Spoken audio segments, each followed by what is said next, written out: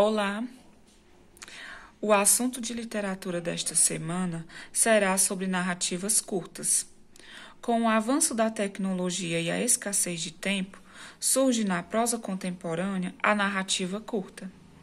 E dentro desse tipo de narrativa estão o miniconto, microconto e nanoconto. São narrativas concisas, claras e bastante resumidas. Muitas vezes podem utilizar a linguagem coloquial ou até mesmo linguagem poética. Vamos lá para as características de cada um deles. O miniconto pode conter até 300 palavras ou limite de 600 caracteres.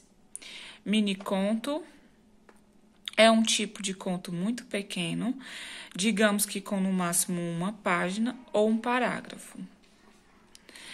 O miniconto precisa ser conciso, narrativo, provocar algo no leitor, seja medo, compaixão ou reflexão. Um exemplo de miniconto: acordou tarde, perdeu a hora e a aula na academia. O amigo desmarcou o almoço e a amiga não ligou para combinar o prometido. O dia não saiu como planejado, mas que diferença fazia? A vida também não saiu. Nós temos um exemplo de miniconto. E o microconto? O microconto, ele contém até 150 caracteres. Apesar de sucinto, consegue contar uma história e produzir um efeito. O microconto conta uma história e o leitor é convidado a completar os espaços vazios deixados. Como a síntese é muito grande, esta atividade é um convite para que exercitem a imaginação. Não só o microconto, mas também todos os tipos de miniconto, eles convidam o leitor a exercitar a sua imaginação. São narrativas que trazem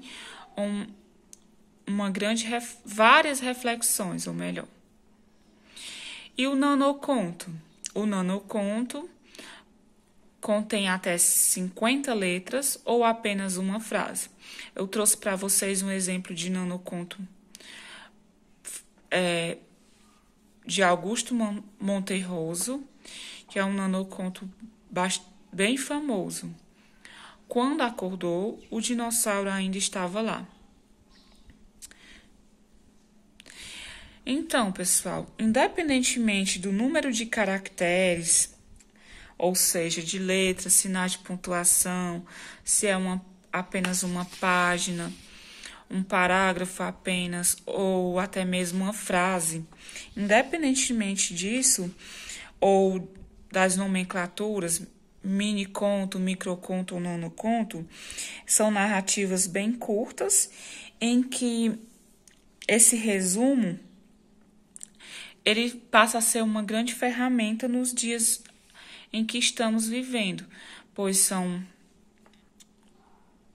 nós temos aí o avanço da tecnologia, em que nós não temos tanto tempo para ler contos maiores